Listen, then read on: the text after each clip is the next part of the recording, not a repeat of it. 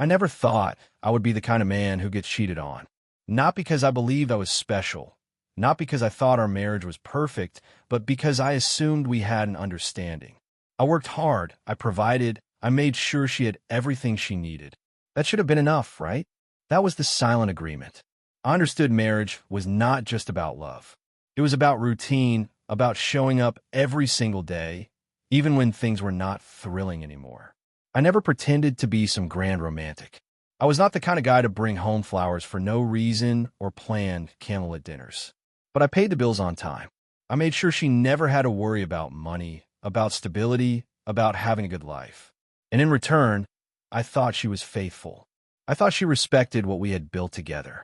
But people do not just wake up one morning and decide to destroy their life. No, they ease into it step by step until they are in too deep to turn back. I should have seen it earlier. It started with her phone, how it never left her hand anymore, how she turned the screen away whenever I walked by. It used to sit forgotten on the kitchen counter, sometimes buzzing with messages from her friends, but she never cared to check it right away. Now it was glued to her like it was a lifeline. If a message came through while we were watching television, she would grab it in an instant, fingers moving fast, her eyes flicking toward me like she was hoping I would not notice. At first, I told myself I was overthinking. Everyone was addicted to their phones these days. Social media, group chats, whatever. I was not the kind of husband to demand access to her messages or question who she was talking to. That was not who I was. But then, there were the trips to the store. The small grocery store down the road. The one that was overpriced, the one she had never cared for before. Suddenly, it was the only place she wanted to shop. "I just like the produce there," she said one night when I asked. "Their fruits and vegetables are fresher." Seemed harmless enough, until she started going alone. At first, it was about convenience. "You rush me too much," she had laughed, brushing it off. "You hate grocery shopping, and I like to take my time. It is just easier this way." Then it became something else. "I will just stop by on my way home," she would say, even when I knew it was out of her way. Or, "I forgot something. I will run in real quick." One night, I offered to go for her, just joking. She shut that down fast. "No, I will do it," she said, grabbing her keys before I could argue. I noticed, but I did not push. I was not about to accuse my wife of something I had no proof of. And then, one night, the proof landed right in my lap. I was in the kitchen, grabbing a beer. She had left her phone on the counter, something she had not done in months. It was face up, glowing softly in the dim light. I would not have even looked at it if it had not buzzed the second I reached for the fridge handle. A message, a name I did not recognize at first. Evan's store. It was short. Too short. "Cannot wait to see you again. Last time was amazing." My stomach twisted. A slow, creeping nausea spread through my chest. I stood there, gripping the fridge handle, staring at those words. Maybe it was a joke. Maybe a friend messing around. Maybe. I unlocked the phone. My hands moved before my brain could stop them. The messages were right there.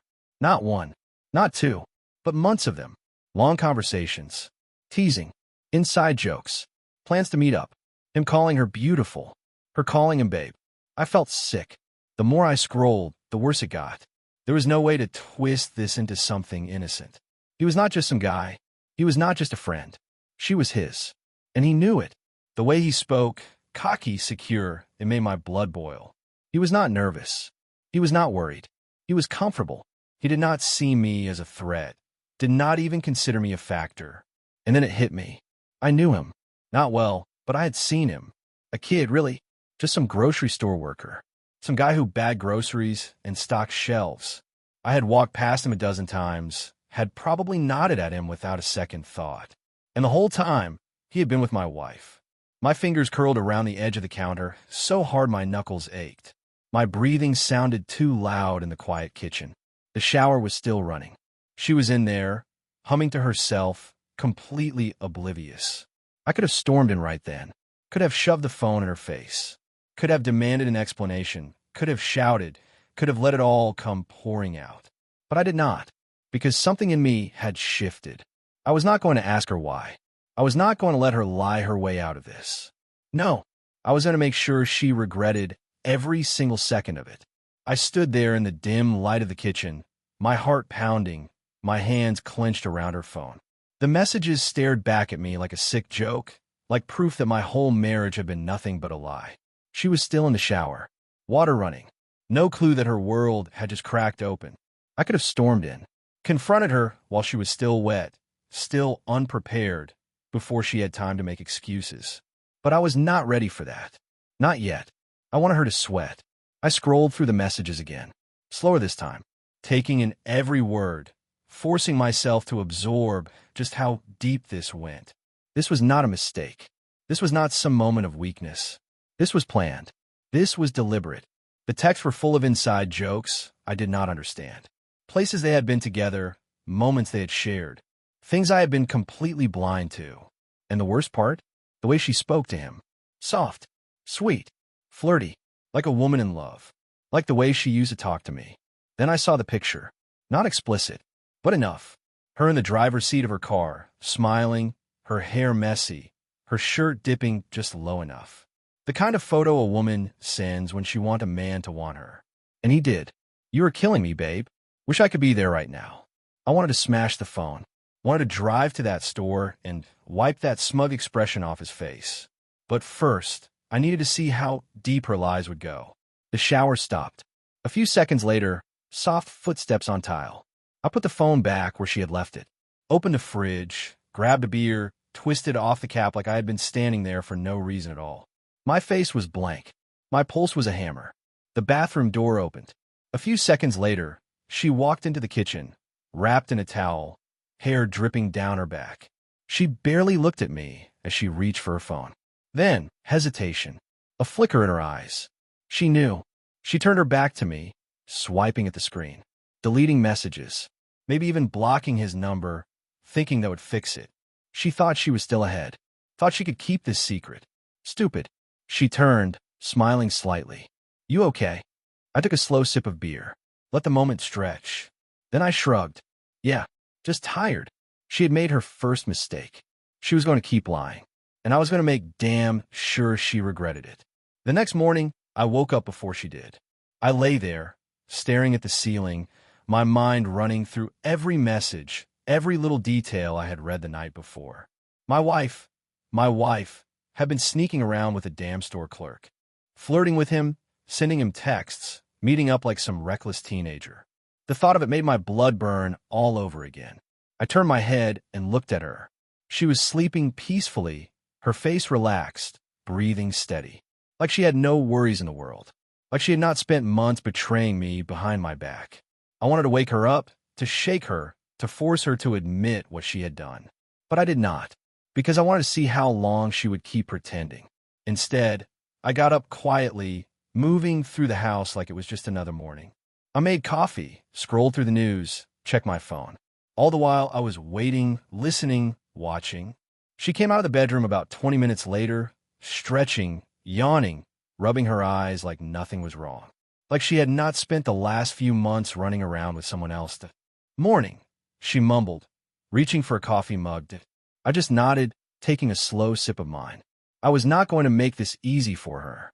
She moved around the kitchen, pouring herself a cup, sneaking glances at me when she thought I was not looking. I could feel her watching me, trying to read me, waiting to see if I suspected anything. I stayed silent, let the moment stretch. Then she made her next mistake. She pulled out her phone. At first, she just scrolled lazily like she always did in the mornings. But then I saw it, that tiny shift in her body, that little bit of tension in her shoulders. Her thumb moved too fast. She was checking to see if he had messaged, checking to make sure everything was still covered. I watched the exact moment she relaxed. She thought she was in the clear. I took another sip of coffee, keeping my face blank. Let her believe it. Let her think she had gotten away with it. Because the more comfortable she got, the more careless she would become. I have a few errands to run later, she said, setting her mug down. Errands. That was what she called them. I knew exactly what she meant. I let the silence stretch before answering.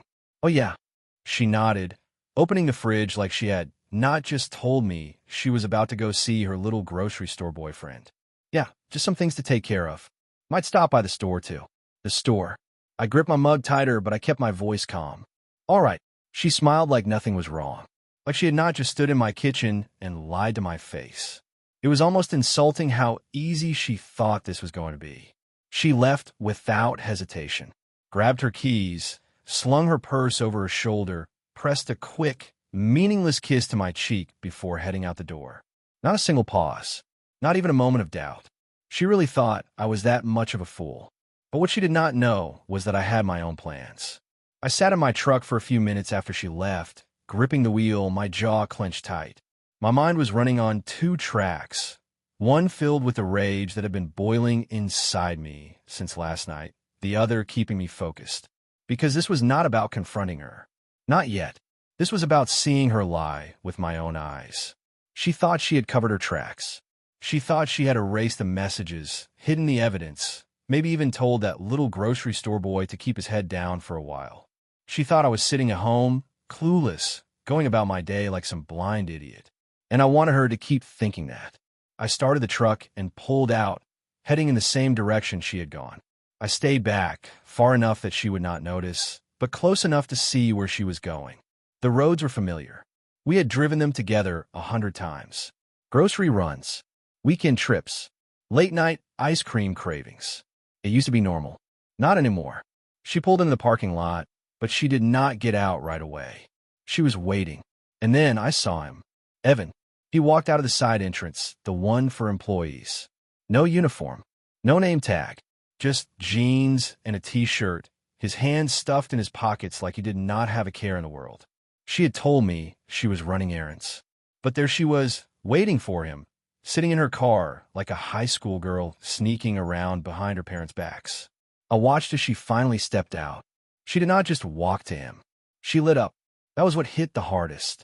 The way her face changed. That smile, the one I had not seen in years, the one she used to save for me. She flipped her hair, tilted her head just enough to make it look effortless. Like she had done this before. Like she had practiced. And him? He looked at her like he already knew how this would end. Like he knew she was his. My fingers twitched against the wheel. Every part of me screamed to get out. To walk over there. To knock the smugness off his face. But I did not. Because I needed to see just how far she would go when she thought no one was watching. She reached out, fingers grazing his arm. She was talking low, quiet, intimate. I could not hear the words, but I did not need to. She was making excuses. I knew that look. She was probably telling him she could not stay long. Probably giving him some sob story about how things were complicated, how she was stuck, how she wished she could leave, but just could not do it yet. It was all bullshit. Then he touched her. Not subtle, not some passing grace. His hand slid down her back, resting at the curve of her hip, holding her, claiming her, and she let him. That was the moment I saw red. I had spent all morning watching her lie, listening to her pretend like everything was fine. But seeing it in person, that was different. That was the kind of thing a man does not just let go. I grabbed the door handle, ready to throw it open, ready to end this right here, right now. But then something stopped me, because I was not done yet. This was not just about catching her. This was about making sure she regretted it. I forced myself to breathe, my fingers flexing before I let go of the door handle. Not yet. They were still talking, still standing too close, still pretending like the world around them did not exist. Then, just like that, she pulled away. She glanced over her shoulder, checking the lot, checking for me. Some small part of her still knew she was doing something wrong. Some tiny scrap of guilt still lingered, enough to make her nervous.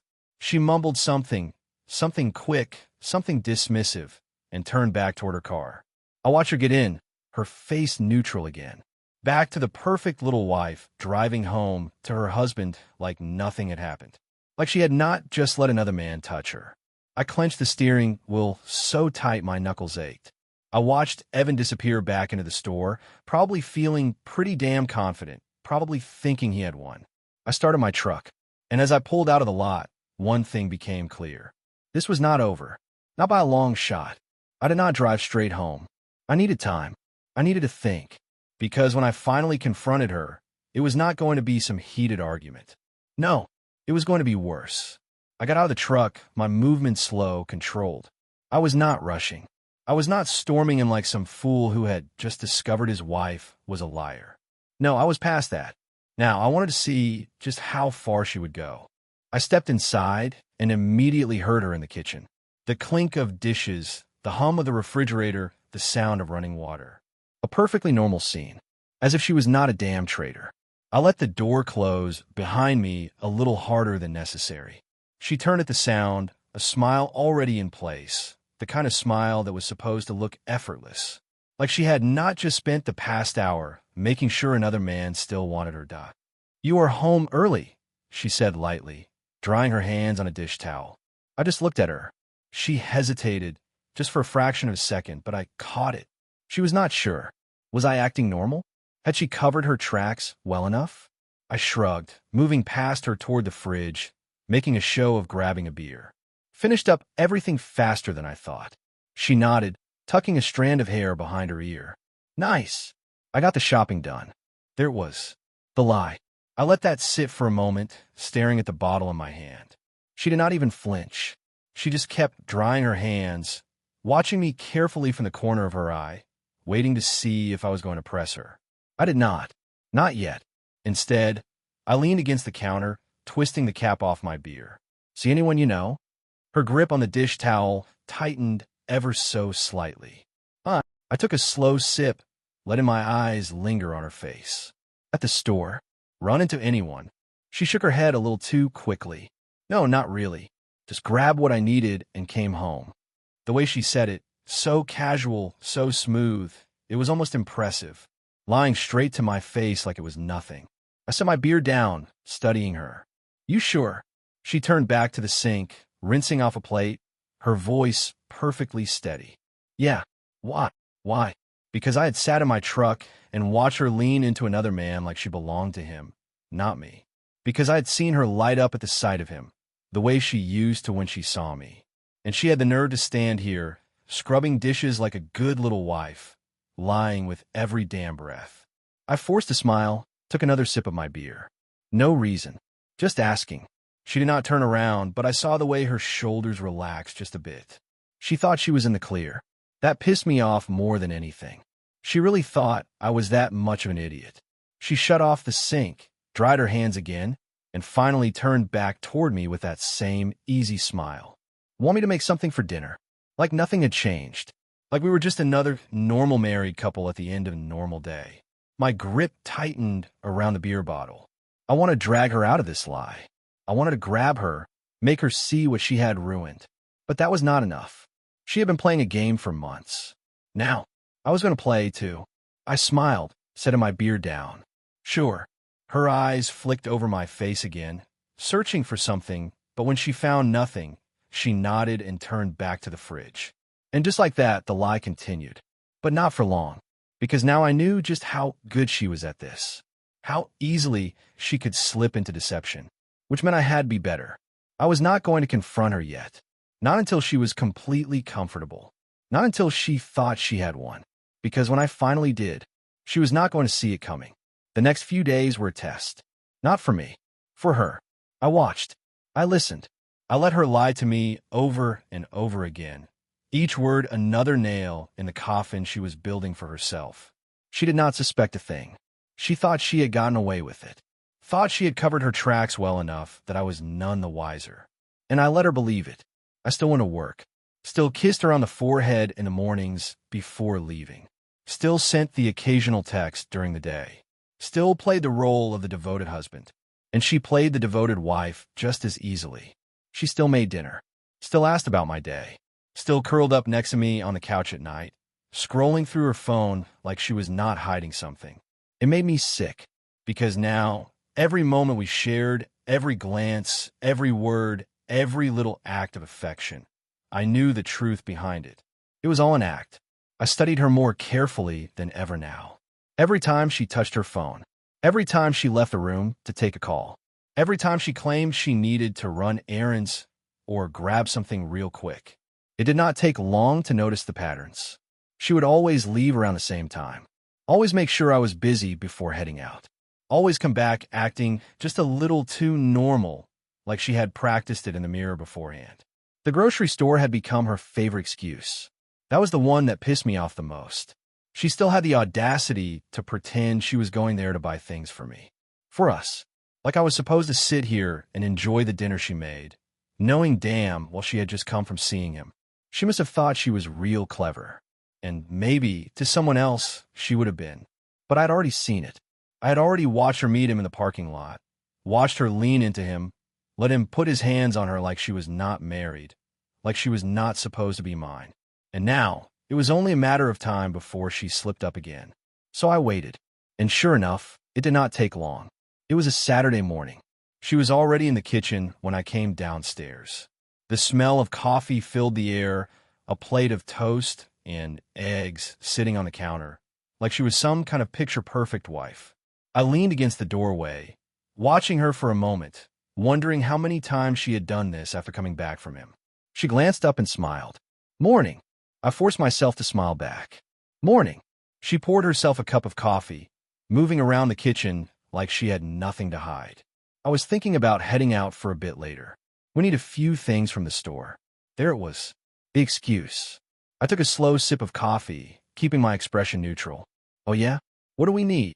She barely hesitated. "Just a few things, milk, eggs, some stuff for dinner." I figured I would grab a coffee while I was out. Maybe run by the pharmacy too. She said it so easily, like it was nothing. Like she had not just used the exact same excuse a few days ago. I set my mug down, tilting my head slightly. "You sure we need all that?" "Pretty sure we still have milk." I saw the flicker in her eyes before she forced her expression back to normal. Doubt, worry, but just for a second. She waved a hand like it was nothing. "I think we are running low.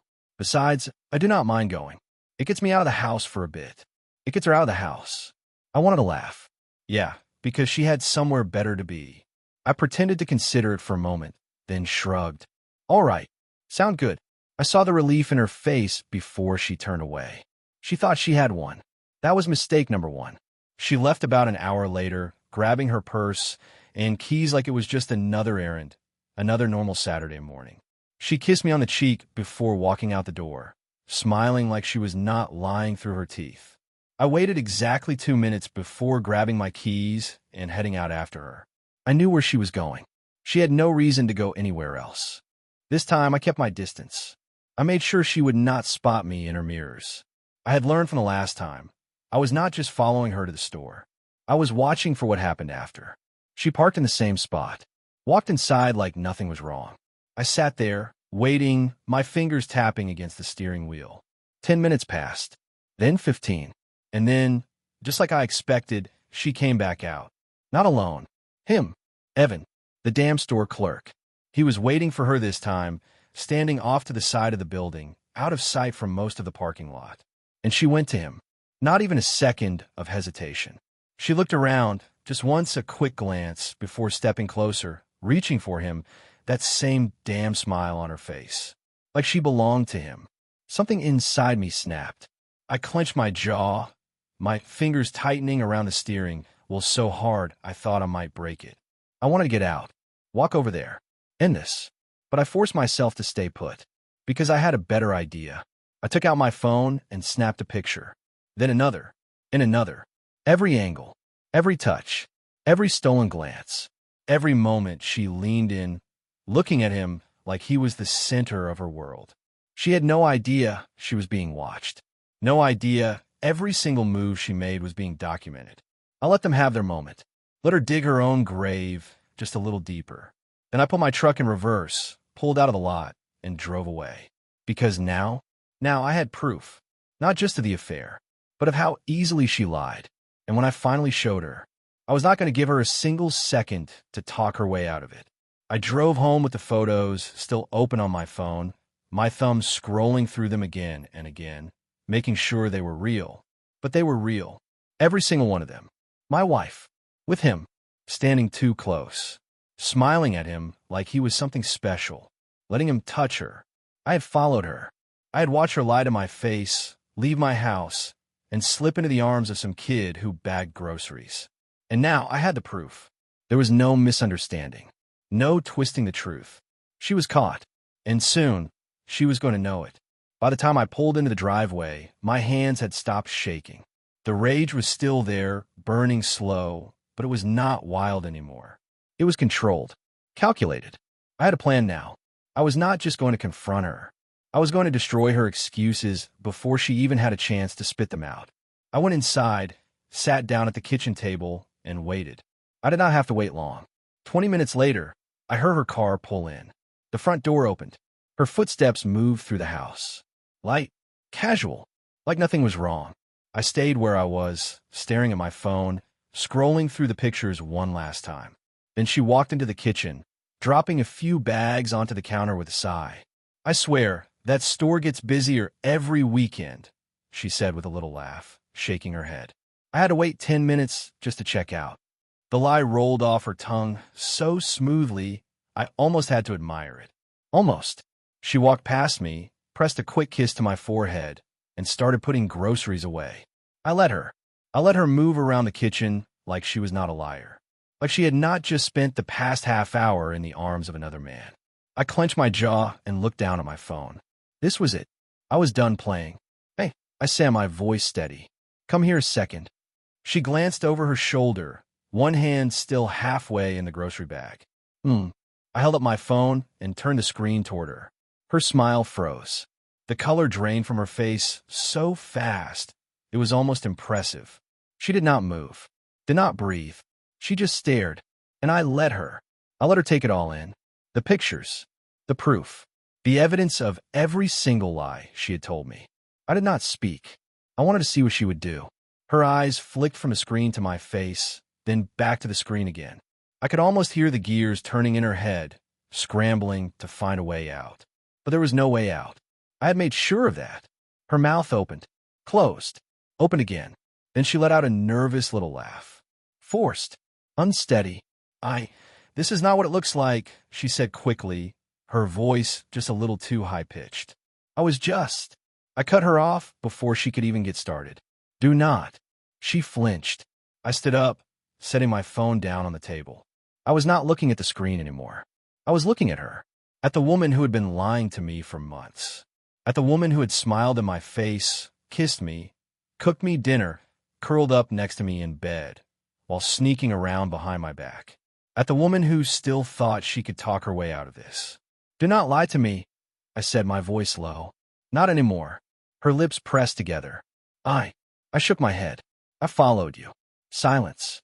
Dead, suffocating silence. Her whole body went rigid. "You did not just go to the store," I continued, my tone calm, deliberate. "You met him. You stood there with him, smiling, letting him touch you.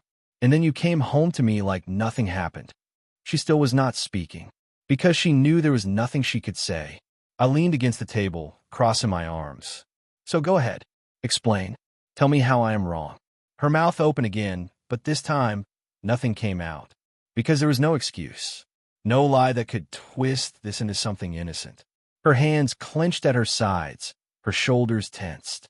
She was still trying to think of something, anything that could make this disappear. But when she finally spoke, it was not an apology. It was another lie. He is just a friend." I almost laughed. Almost. "A friend," I repeated, nodding slowly. "A friend who calls you babe? A friend who sends you messages about how he cannot wait to see you again." She swallowed hard. I was just being friendly. He misinterpreted things." I slammed my hand down on the table. She jumped. "Stop lying." She blinked rapidly, her breath coming quicker now. I swear I was not." "You were." My voice was steady, controlled. "You were." I gestured to my phone. "I have proof. You think I'm stupid? You think I did not see how you looked at him?" "I did not." "Say it." My voice dropped lower. "Say what you did." Her lower lip trembled. Her hands curled into fists at her sides. But she would not. She would not give me the truth. Even now, even when she was caught, when there was nowhere to run, she still wanted to lie. And that pissed me off more than anything. I let the silence stretch. Let her stand there, squirming, drowning in her own guilt. Then I picked up my phone again, and I called the number. Her number. The one Evan had been texting. She paled. Her phone buzzed in her pocket. Loud. Inescapable. Proof. She did not move. Did not answer it. Just stared at me like a deer caught in headlights. I let it ring once. Twice. 3 times. Then I ended the call and set my phone back down. "Game is over," I said quietly. You lost. Her lips parted, but I was not interested in what she had to say anymore. I turned and walked away, heading upstairs, leaving her standing there, caught in the wreckage of the lies she had built. Because this was not her choice anymore. It was mine, and she was not going to like what happened next.